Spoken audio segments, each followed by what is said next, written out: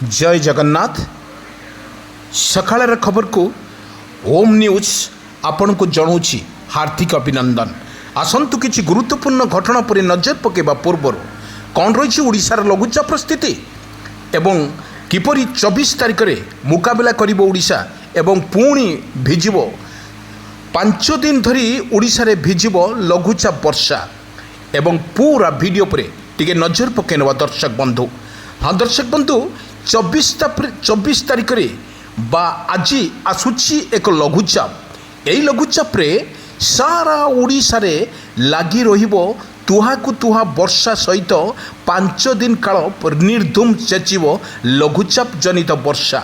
यही लघुचाप जनित वर्षा रे आपन को विजुअल माध्यम रे देखौची कौन रही यार स्थिति एवं सबुठी देखा मिलूँ अंधार ही अंधार। एवं यही परिप्रेक्षी रे आमे कही रखुचु आपण माननको आज बा 24 तारिख रे एक बंगोपसागर सृष्टि होता लघुचापटी वर्तमान ओडिशा रे यार प्रभाव अधिक पड़ुबारू सबु जिलापालक माननको एवं समस्त को येलो वार्निंग जारी करिछि पाणीपाग विभाग केन्द्र।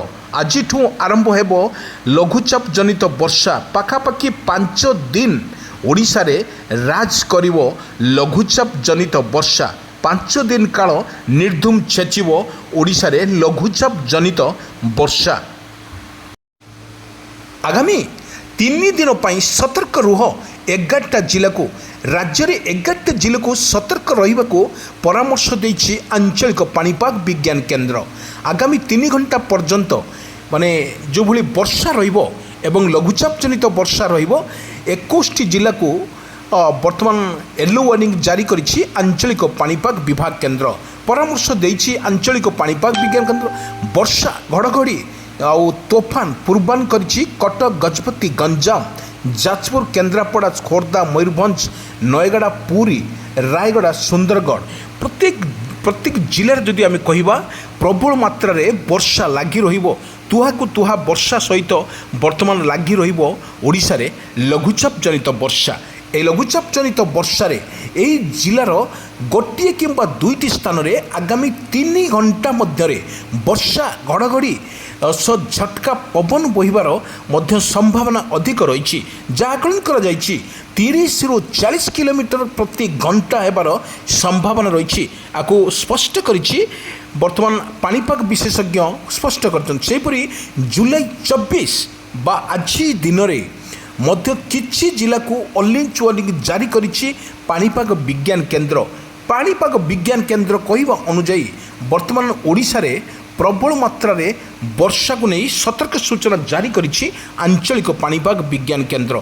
आम कही रखुचु आपण को बारंबार एवं जो भली भाव में ओडिशा रे रही वर्षार परिमाण ताहा मध्य आपण को सीधा सड़क स्पष्ट चित्र आम देखौछु आपण मानकु किपरि रही यार स्टाटस एवं देखंतु किपरि गच्छ सहित पवन लुचकाली खेल भितर पवन पाखापाखि 30 ରୁ 40 बेगरे पवन बहिबार मध्य संभावना अच्छी आपको वर्तमान स्पष्ट करिछि आईएमडी मध्य प्रश्न करिछि आपनको विजुअल माध्यम देखा जाउछि किपरि रही यार स्थिति एवं ओडिशा रे यार रहिबो प्रभाव जखन बंगोपसागर रे जो सृष्टि होतबा लघुचापटी वर्तमान सक्रिय अच्छी एवं 24 25 26 27 ये जो रही 4 ରୁ 5 दिन पर्यंत रहिबो ओडिशार प्रभाव।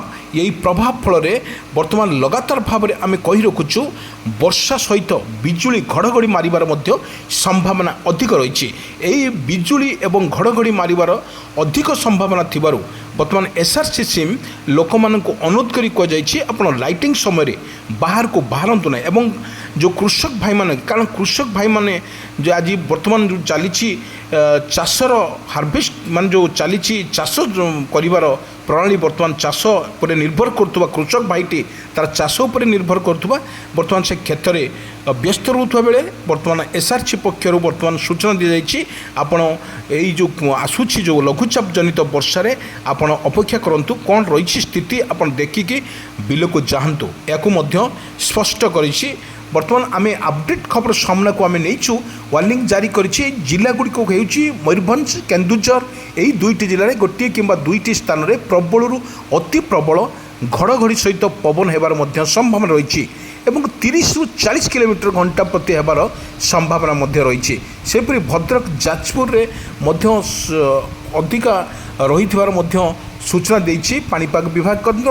ଏବଂ ଯେଉଁଭଳି ଭାବରେ ବର୍ଷାର ତାଣ୍ଡବ ଲୀଳା ବର୍ତ୍ତମାନ ରହିଛି, ତାଣ୍ଡବ ଲୀଳା ଯେତେବେଳେ ରହିଛି ଓଡ଼ିଶା ଉପରେ ଏହାର ପ୍ରଭାବ ତ ନିଶ୍ଚିତ ଭାବରେ ପଡ଼ି ରହିବ। ଏବଂ ଯେଉଁ ଯାହା ଦିଆଯାଇଛି ଆଗାମୀ 3 ଘଣ୍ଟା ପାଇଁ ସତର୍କ ରହିବା ପାଇଁ ମଧ୍ୟ ସରକାରଙ୍କ ତରଫରୁ ମଧ୍ୟ ନିର୍ଦ୍ଦେଶ କରାଯାଇଛି। କାରଣ ଲଘୁଚାପ ଜନିତ ବର୍ଷାରେ ପାଖାପାଖି 21ଟି ଜିଲ୍ଲାକୁ ୟେଲୋ ୱାର୍ଣ୍ଣିଂ ଜାରି କରିଛି ଆଞ୍ଚଳିକ ପାଣିପାଗ ବିଜ୍ଞାନ କେନ୍ଦ୍ର। ଏବଂ ଘଡ଼ଘଡ଼ି ସହିତ ପବନର ବେଗ ମଧ୍ୟ ଅଧିକ ରହିବ ବୋଲି ଆକଳନ କରାଯାଇଛି ଗୋଟେ ପଟ। ଦ୍ୱିତୀୟ ପଟ ହେଲା ସମୁଦ୍ର ଅଶାନ୍ତ, କାରଣ ଯେଉଁ ବଙ୍ଗୋପସାଗରରେ ସୃଷ୍ଟି ହୋଇଥିବା ଲଘୁଚାପଟି ବର୍ତ୍ତମାନ ଯାହା ଘୂର୍ଣ୍ଣିବଳୟ ସୃଷ୍ଟି ହେଉଛି ଏବଂ ବହୁତ ରୂପରେଖ ସେ ନେଉଛି ଏବଂ ସମୁଦ୍ର ଅଶାନ୍ତ ଥିବାରୁ ମତ୍ସ୍ୟଜୀବୀମାନଙ୍କୁ ମଧ୍ୟ ସତର୍କ ସୂଚନା ଜାରି କରିଛି ଏସ୍ଆର୍ସି। ଆପଣ ମତ୍ସ୍ୟଜୀବୀମାନଙ୍କୁ ସମୁଦ୍ରକୁ ନ ଯିବା ପାଇଁ ମଧ୍ୟ ବାରଣ କରାଯାଇଛି। ଅନ୍ୟକୁ ସଚେତନ କରିବା ପାଇଁ ମଧ୍ୟ ସମସ୍ତଙ୍କୁ କୁହାଯାଇଛି।